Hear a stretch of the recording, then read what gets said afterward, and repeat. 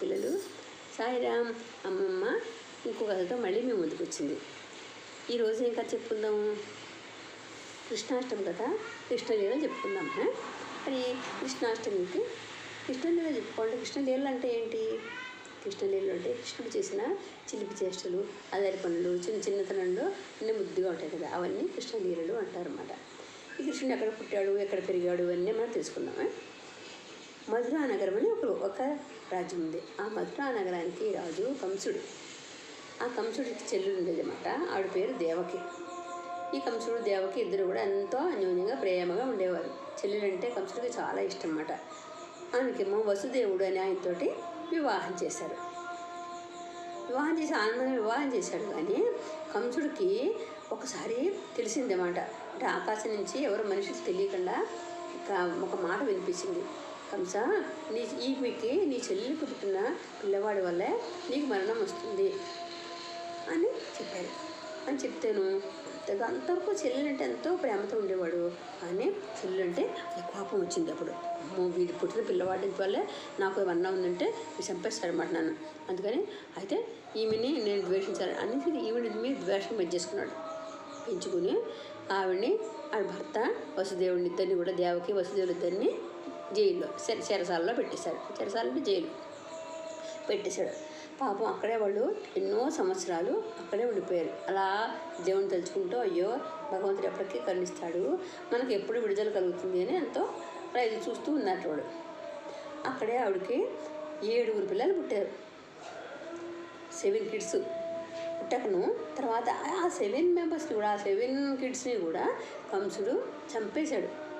ఎందుకంటే ఈవిడ పుట్టిన పిల్లవాడి వల్ల నాకు మరణం ఉంది అని. కానీ 8వ పిల్లాడి వల్ల నీకు మరణం ఉంది చెప్తుంది ఆకాశవాణి. కానీ ఇంకేంటి అనుమానం అన్నమాట.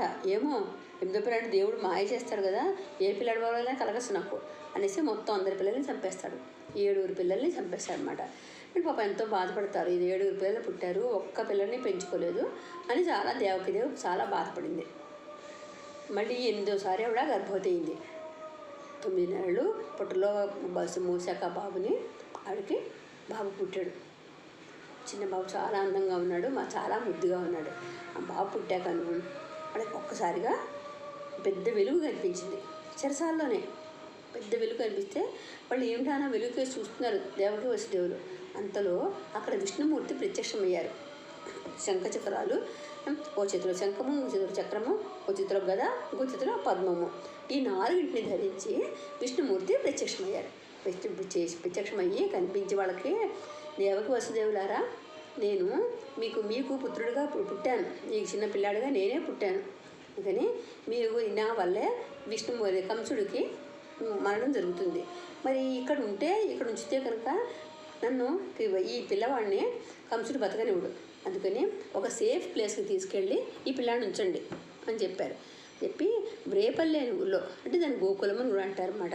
ఆ వ్రేపల్లి అనే ఊళ్ళో అక్కడ నందుడు రాజు, ఆ నందుడు యశోద ఉన్నారు. వాళ్ళకి ఒక ఆడపిల్ల పుట్టింది. ఈ బాబుని తీసుకెళ్ళి అక్కడ పడుకోబెట్టి యశోద పక్కన పుట్టిన ఆడపిల్లని తీసుకొచ్చి ఇక్కడ తీసుకొచ్చేయండి అని చెప్పాట. చెప్తే పాపం దేవకి చాలా బాధపడింది. అయ్యో, ఒక్క పిల్లాన్ని కూడా నేను చూడలేదు, ఒక పిల్లాన్ని కూడా నేను పెంచుకోలేదు, ఆనందంగా ముద్దు చేయలేదు, అందరి పిల్లల్ని కంసుడు చంపేశాడు, ఇప్పుడు ఈ పిల్లాడినేమో అక్కడ దూరంగా తీసుకెళ్ళి పెట్టమంటున్నాడు అని బాధపడితే అప్పుడు వసుదేవుడు చెప్పాట, బాధపడకు దేవకి, బాధపడకు. ఎందుకంటే ఇప్పుడు ఈ కంసుడిని చంపేది కదా, ఈ పిల్లవాడే కదా పెద్దవాడే, కంసుడిని చంపాలి. లేకపోతే కంసుడి వల్ల ప్రజలందరూ ఎంతో కష్టాలు అనుభవిస్తున్నారు కదా, ఈ పిల్లవాడు చంపితే ప్రజలందరూ కూడా అలా ఆనందపడతారు కదా. అందుకని ఎక్కడో ఒక చోట పిల్లాడు పెరుగుతాడు కదా, ఇక్కడ ఉంటే కంసుడు బతకనివ్వడు, కానీ ఎక్కడో ఒక చోట పిల్లాడు ఆనందంగా పెరుగుతాడు కదా, అందుకని బాధపడకు అన్నట్ట. సరే పాపం బాధపడుతూనే ఆవిడ పిల్లవాడిని ఇచ్చింది. అప్పుడు వసుదేవుడికి అక్కడ ఒక తట్ట తెచ్చి అందులో ఒక బుట్టలో అన్నమాట, అందులో మెత్తగా బట్టలు వేసి ఈ పిల్లవాడిని అందులో ఉడకబెట్టి తల మీద పెట్టుకుని బయలుదేరేసరికి మొత్తం అన్ని లాక్స్ అన్నీ ఓపెన్ అయిపోయాయి, డోర్లన్నీ ఓపెన్ అయిపోయాయి. అక్కడ ఉన్న కాపలా ఉన్నారు కదా మనుషులు, వాళ్ళందరూ అలా అందరూ నిద్రపోయారు. నుంచిన వాళ్ళు నుంచినట్టు ఇలా పడిపోయి నిద్రపోయారు. అందరూ నిద్రపోయారు. డోర్లు లాక్స్ అన్నీ ఓపెన్ అయిపోయాయి. అంటే ఇంకా వసుదేవుడు బుట్ట తలం పెట్టుకుని గబగబా వెళ్ళిపోయాడు. ఎవ్వరూ ఆడడం లేరు కదా, గబగబా వెళ్ళిపోయాడు. ఊరు దాటి ఊరి చివరికి వెళ్ళాడు. అక్కడ యమునా నది ఉంది. అక్కడ ఆ యమునా నది దాటాలి. ఆ నదిని దాటితే అప్పుడు రేపల్లి వెళ్ళొచ్చు. ఇప్పుడు ఇక్కడ కంసుడు వసుదేవుడు ఏమి భయపడకుండా నీటిలోంచి నడుచుకుంటూ వెళ్ళిపోతున్నాడు. ఎందుకంటే ఎంత లోతుంది, నేను వెళ్ళగలనా లేదా, బాబుని తీసుకుని వెళ్ళగా అని ఆలోచించలేదు. ఇంకా ఆడాడుగా రాత్రి పూట చీకటి మాట రాత్రి వెళ్ళిపోతుంటే అప్పుడు ఆ యమునా నది 2 పాయలుగా చీలిపోయిందిట. అంటే ఇలా నీరు ఉన్నదలే, ఇక్కడి నుంచి ఈ నీరు ఇటు వెళ్ళిపోయి మధ్యలో దారి వచ్చేసింది నడిచేందుకు. వసుదేవుడు ఆనందంగా నడుచుకుని వెళ్ళిపోతుంటే తర్వాత వెనక ఏదో నీడ పడిందని వెనక్కి ఇలా తిరిగి చూశాడు. నీడ కనిపిస్తోంది ఏమిటా అని. ఎవరైనా వస్తున్నారు వెనక తిరిగి చూస్తే ఆదిశేషువు. మరి విష్ణుమూర్తి ఆదిశేషువు మీద పడుకుంటాడు. ఆదిశేషువు అంటే ఎవరు? పెద్ద పాము, 5 తలలతోటి పెద్ద పాము ఉంటుంది. ఆ పాము ఇలా చుట్టుకుని రౌండ్గా ఉంటుంది.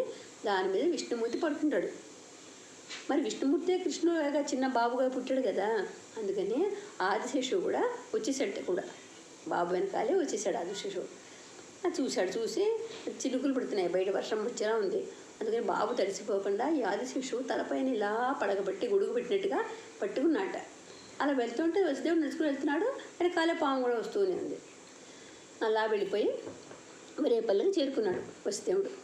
రేపల్లికి చేరుకున్నాక అక్కడ కూడా అన్ని డోర్స్ అన్నీ ఓపెన్లో ఉన్నాయి. అప్పుడు యశోదాదేవి పడుకున్న రూమ్లోకి వెళ్ళిపోయి అక్కడ ఆవిడ చూశాడు. ఆ యశోదాదేవి పక్కన పాప ఇద్దరు నిద్రపోతున్నారు. అప్పుడు ఈ బొట్టను పక్కన పెట్టుకుని ఇందులో బాబుని తీసుకెళ్ళి యశోద పక్కన పడుకోబెట్టి అక్కడ వాళ్ళ పాపని తీసి బుట్టలో పెట్టేసుకుని మళ్ళీ తల మీద పెట్టుకుని వచ్చేసాడు. మళ్ళీ చెరసాల కంట వచ్చేసాడు. మధురానగర్కి వచ్చి చెరసాల్లోకి వచ్చేసాడు. అంతవరకు అందరూ నిద్రపోతూనే ఉన్నారు. డోర్లన్నీ ఓపెన్లో ఉన్నాయి. లోపలికి తీసుకొచ్చి ఆ పాపని తీసి యశోదకి ఇచ్చాడనమాట. ఆవిడ చక్కగా ముద్దు చేస్తోంది. అబ్బా ఎంత బాగుందా పాపని ముద్దు చేస్తున్న టైంలో ఒక్కసారిగా పాప ఏడ్చింది. ఏడుపు వినేసరికి మా ఎంత పోయి ఒక్కసారి మొత్తం అందరూ మీకు వచ్చి అందరూ లేచేశారు. ద్వారపాలకులందరూ నిద్ర లేచేశారు. డోర్లన్నీ మళ్ళీ క్లోజ్ అయిపోయి లాక్ పడిపోయాయి. వీళ్ళు చూశారు, ఓ బాబు పుట్టాడు, దేవికి బాబు పుట్టాడు, ఈ వార్త కంసుడికి అందజేయాలి అనుకుని అందరూ గబగబా వెళ్ళి కొంతమంది వెళ్ళి వసుదేవుడికి కంసుడికి చెప్పారు. నిద్రపోతున్న కంసుడు కత్తి పుచ్చుకుని గబగబా వచ్చేసాడు చెరసాల వెంపకి. వచ్చేసి చెరసాల్లోని ఉన్న ఆ దేవకి ఒళ్ళో ఉన్న పాపని తీసుకుని కాళ్ళు పుచ్చుకుని ఇలా లాగేస్తే పాప ఆవిడ బాధపడింది. అన్న వద్దన్న, ఈ పాప బాబు కాదు కదా, నిన్నేం చేయడు, అందుకని పాప నిన్నేం చేయకుండా నేను చూసుకుంటాను, ఆడపిల్ల అన్న, ఈమె నిన్ను చంపదు, వదిలిపెట్టు అన్న, ప్లీజ్ అంటూ ఎంతో బతిమాలించాడు. ఎవరు? దేవకీదేవి కంసుడిని. ఎంత బతిమాలినా కంసుడు వినలేదు మాట. అసలు వినకుండా పాపని తీసుకుని వెళ్ళిపోయి ఇక్కడి నుంచి బయట తీసుకెళ్ళి అలా ఆకాశంలోకి అలా విసిరాడు. పాపని కాళ్ళు పుచ్చుకొని విసిరేసాడు. అలా పైకి విసిరేసరికి కత్తి పెట్టి కింద పడుతుంది కదా, కింద నరికేద్దామని కత్తి లాక్కున్నాడు అనేసరికి ఆ పాప కింద పడలేదు, అక్కడే ఆగిపోయి ఒక దేవి రూపంగా మారిపోయి అందుట కంస, నన్ను చంపాలనుకున్నావు కదా, నిన్ను చంపేవాడు బతికే ఉన్నాడు, పెరుగుతున్నాడు, నిన్ను ఖచ్చితంగా చంపుతాడు చూసుకో అని చెప్పేసి మాయమైపోయింది. పాపలేదు, మాయమైపోయింది. అప్పుడు కంసుడికి కోపం వచ్చింది. ఎలాగో ఎక్కడో పుట్టాడా, పెరుగుతున్నాడు వాడు, అయితే చూడండి ఇప్పుడు అందరి పిల్లల్ని చంపేయాలనేసి భటులందరినీ పంపించి రాక్షసుల్ని పంపించి ఎక్కడెక్కడ ఈ సమయంలో ఈ రాజ్యం మొత్తంలో ఎవరైతే పిల్లలు పుట్టారో ఆ పుట్టిన పిల్లలందరినీ చంపేయండి అనేసి రాక్షసులను చెప్పేసరికి అందరూ తలో ఊరికి వెళ్ళిపోయి అందరి పిల్లల్ని చంపడం మొదలెట్టారు.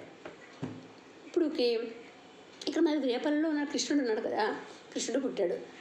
ఆ పిల్లాడికి మనం కృష్ణుడు అని పేరు పెట్టారు. అక్కడికి పూతన అనే అమ్మాయిని పంపించారు. పూతన అనే రాక్షసు అన్నమాట. ఆవిడని పంపించారు. ఆవిడ ఏం చేసింది, వీళ్ళు బాబు పుట్టాడనేసి వాళ్ళు ఫంక్షన్ చేసుకుంటున్నారు. అందరూ ఇంట్లో యశోద అందరూ ఆడవాళ్ళు వచ్చారు. పిల్లాడిని చక్కగా ఉయ్యాలో వేశారు, ఊపుతున్నారు, పాటలు పాడుతున్నారు, అందరూ ఆనందంగా ఫంక్షన్ చేసుకుంటున్నారు. అందుకని ఈవిడ రాక్షసు ఏం చేసింది, రూపం మార్చేసుకుంది. రాక్షసులకి రూపం మార్చుకునే శక్తి ఉంది. వాళ్ళు ఎలాంటి రూపం కావాలంటే అలాంటి రూపం వాళ్ళు పొందగలరు. ఆవిడ మార్చుకుని చక్కగా ఇలాగ అందమైన రూపంగా ఇలా అనుకుంది. అందమైన రూపంలో అయిపోయింది, అందమైన ఒక స్త్రీలాగా అయిపోయింది అని నడుచుకుంటూ వెళ్ళిపోయి ఆడవాళ్ళందరిలోనూ కలిసిపోయి బాబుని ఊపుతో పాటలు పాడుతూ అలా చేస్తోంది.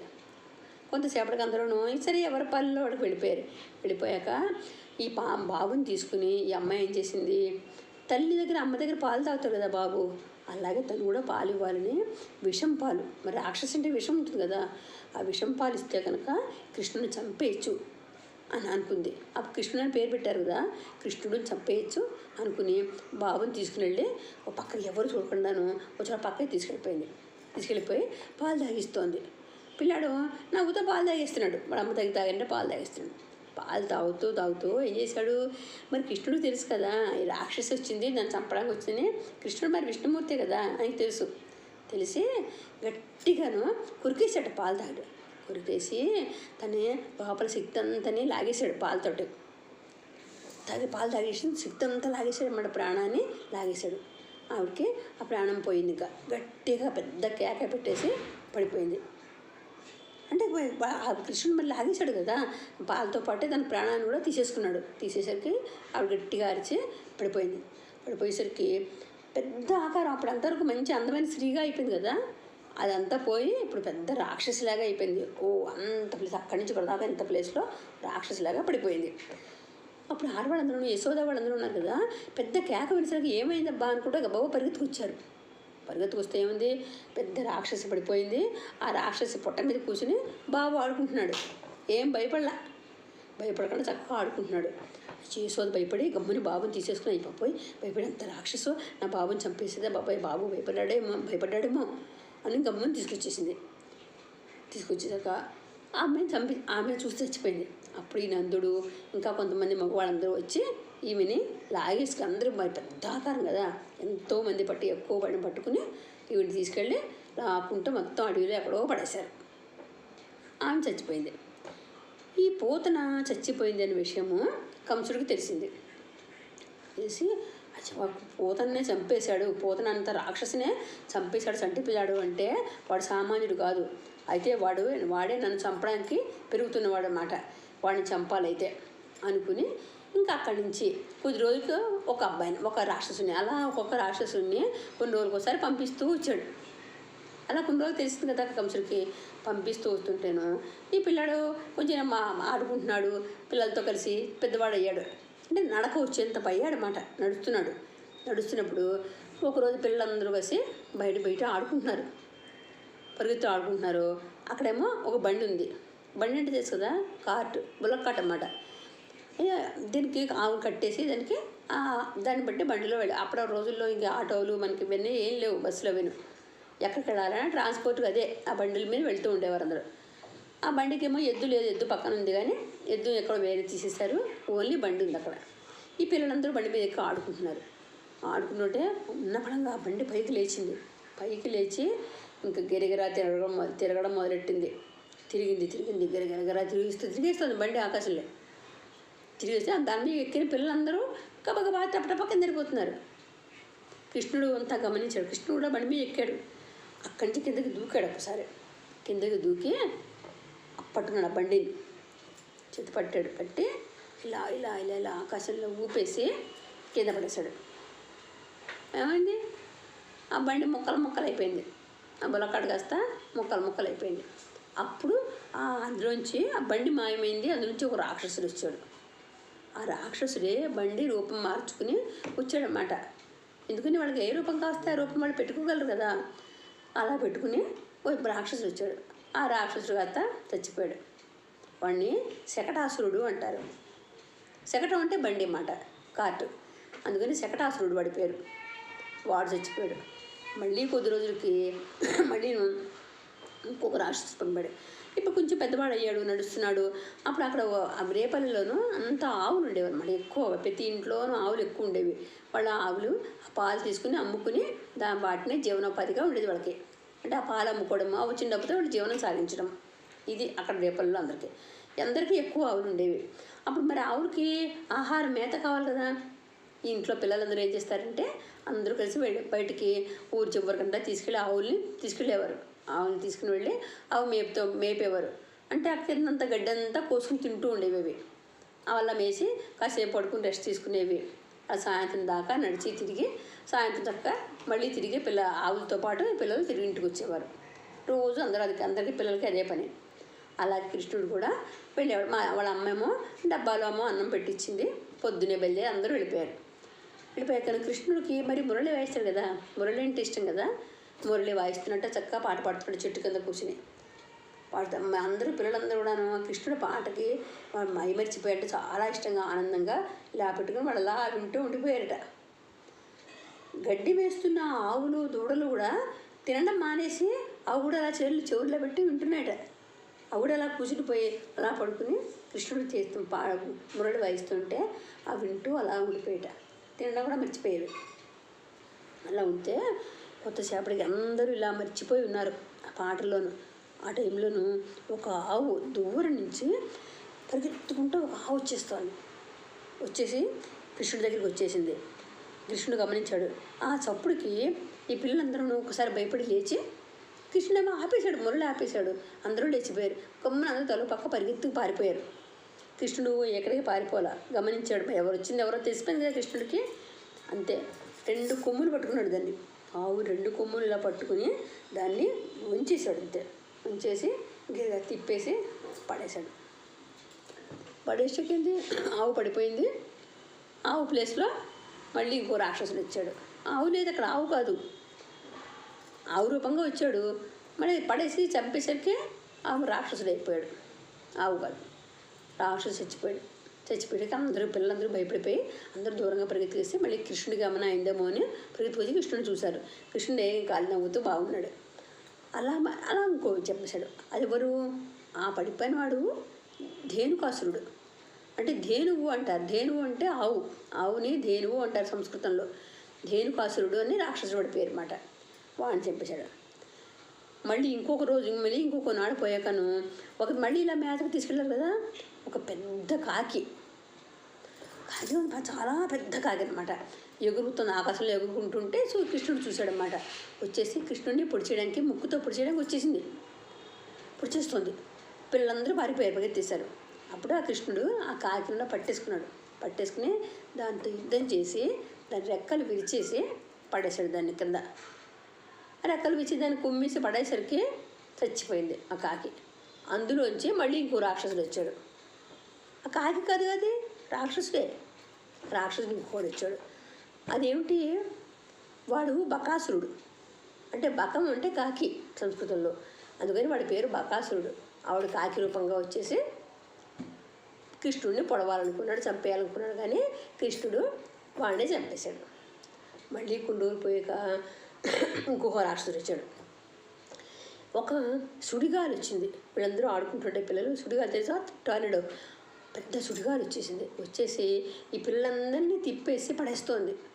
అంటే ఇలా గాలి పెద్ద తిరిగిపోతూ ఉంటుంది కదా, అందులో పిల్లలందరినీ బట్టి పడేస్తోంది.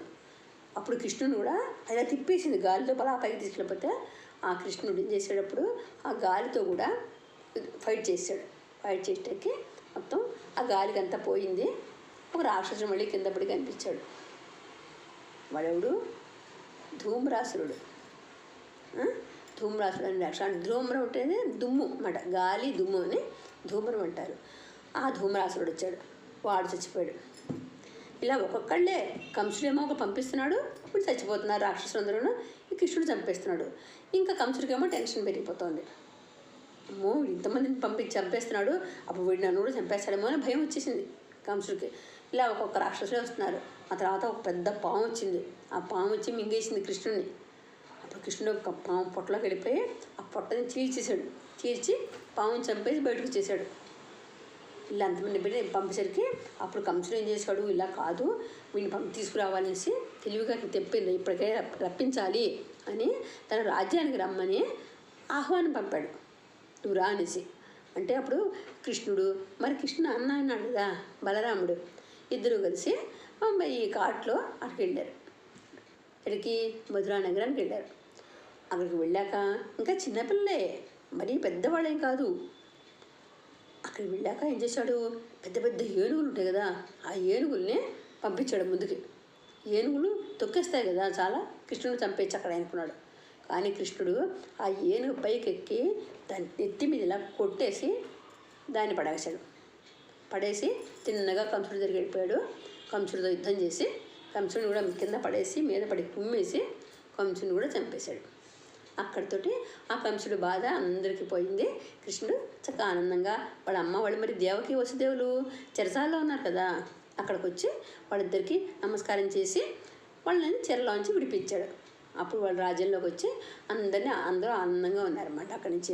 అందుకని కృష్ణుడు ఇంత చిన్నపిల్లవాడైనా సరే ఇంతమంది రాక్షసుల్ని, అంటే దేవుళ్ళు ఒక్కొక్క అవతారం ఎత్తి వస్తారు. వచ్చినప్పుడు అలా ఎందుకంటే వాళ్ళు రాక్షసుల్ని సంహరించడం కోసమే ఒక్కొక్క అవతారం ఎత్తుతారు. అవి మానవాకారంలాగా ఉండొచ్చు, కొన్ని మంది అసలు ఆకారం లేకుండాను కొన్ని రూపాలు కొన ఉండొచ్చు. రకరకాల వ్యక్తులుగా వాళ్ళు దేవుళ్ళు మనకి వస్తారన్నమాట, అవతారం ఎత్తుతారు. ఈ కృష్ణుడు చక్క చిన్న పిల్లాడిగా వచ్చి 8 years బాబుగా ఉన్నప్పుడే మొత్తం కంసుడిని చంపేశాడు అనమాట. ఇవి కృష్ణలీలలు. చూసారా, చిన్న చిన్న పనులు ఎన్ని చేశాడు. ఇంకా పెద్ద అయ్యాక చాలా చేశాడు. గోవర్ధనగిరిని ఎత్తాడు, గోవులందరినీ కాపాడాడు, ఎన్ని పనులు చేశాడో. ఎంతోమంది అమ్మాయిల్ని మళ్ళీ రాజులు చెరపడితే ఆ చెరసాలలో చూడ అందరినీ విడిపించాడు. అలా ఎంతోమందిని రక్షించాడు అన్నమాట. ఎన్నో మంచి మంచి పనులు చేసి లోకంలో అందరికీ కూడా ఉద్ధరించి గొప్పవాళ్ళని చేశాడు. అందుకని కృష్ణుడు ఎవరంటారంటే కృష్ణుడు మనకు గురువు అన్నమాట, జగద్గురువు అన్నారు కృష్ణుడిని. మనందరం ఇవాళ కృష్ణాష్టమి కనుక మనం కృష్ణుని తలుచుకున్నాం. కృష్ణుడికి మనం నమస్కారం చేద్దాం. ఓకే, అందులో మనం ఇంకో కథతో మళ్ళీ మీ ముందుకు వస్తాను. ఓకే, సాయిరామ్.